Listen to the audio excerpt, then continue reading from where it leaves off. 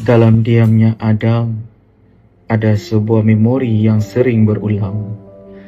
Sebuah suara yang menjadi kompas dalam hidupnya, yang kini hanya mampu didengar melalui gemah di dalam jiwa. Adam kenapa ni? Penat ke? Baru puasa Adam. Kuatlah sikit. Anak lelaki ayah kenapalah jadi macam ni? Ingat Adam, kamu berpuasa sehari Adam. Kena kuat. Ayah, Adam lapar. Adam haus. Susah sebenarnya nak sabar bila perut kosong. Adam, ingat pesan ayah. Lapar itu sementara. Dahaga itu pun sementara. Ingat, sabar itu lebih penting daripada segalanya. Syurga adalah tempat untuk orang yang tinggi kesabarannya, kuat imannya. Ingat itu Adam. Ingat pesan ayah sampai bila-bila. Ayah, Adam rindu nak berbuka dengan ayah. Adam, ayah sentiasa ada di sini Adam. Walaupun di mana Adam berada, ayah tetap di hati Adam.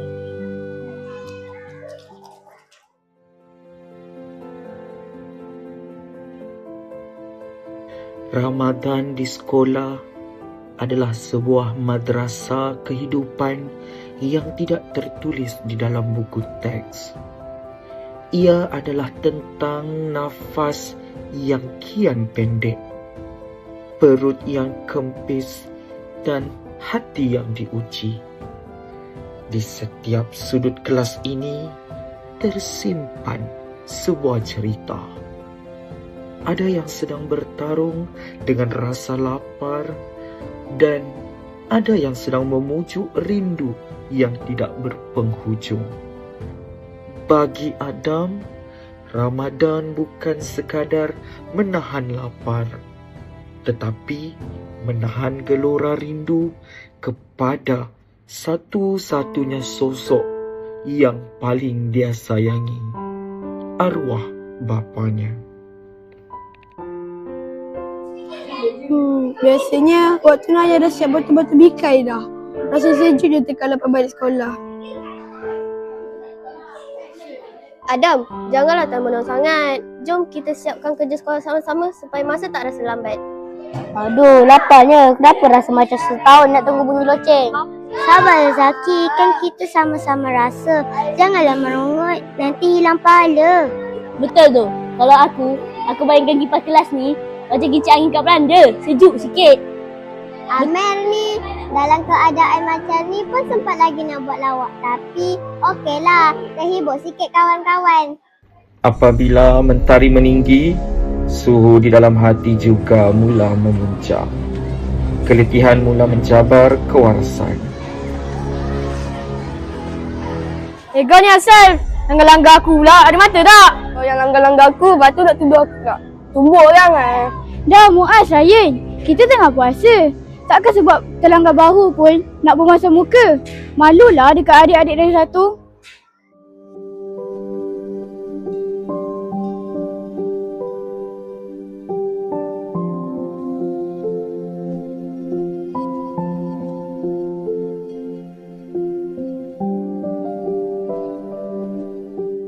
Tengok Sarah, Mia, kita dah puasa Ramadan yang cantik. Untuk bagi semua orang bersemangat.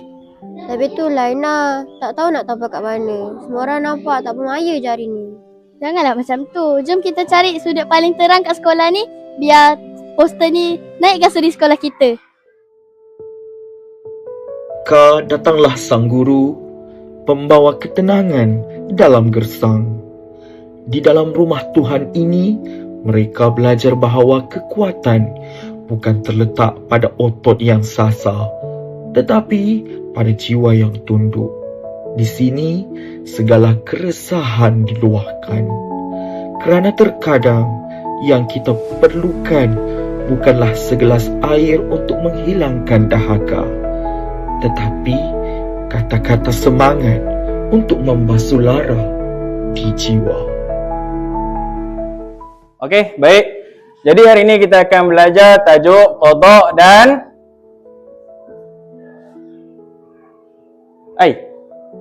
Nang Gemilang kan? Betul Nang Gemilang? Apa yang senyap Selalu bising.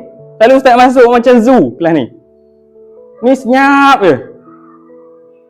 Ni Adam, awak senyap je hari ni. Biasa awak bising. Kenapa? Okey tak? Saya rindu suasana raya dengan ayah, Ustaz. Tahun ni saya tersemangat nak sambut apa-apa. Saya pun rindu nenek di kampung, Ustaz. Biasanya Ramadan kami buat kuih sama-sama. Ustaz, betul ke kalau kita sabar, rindu tu akan jadi pahala? Betul. Jadi kalau kau ada yang sedih, macam awak sekarang ni kan, awak ni satu family lah. Ada 20 orang ni, ini semua satu family awak dalam kelas 6 Gemilang. Jadi kalau ada kawan yang sedih, contoh macam Adam tadi sedih, jadi awak tolonglah support, tanya okey ke tak. Boleh? Betul Ustaz, kami lupa kami sebenarnya tak sendirian, kami ada satu sama lain. Maafkan kami Ustaz sebab banyak merungut tadi. Lepas ni kami nak buat yang terbaik. Perubahan bermula daripada niat.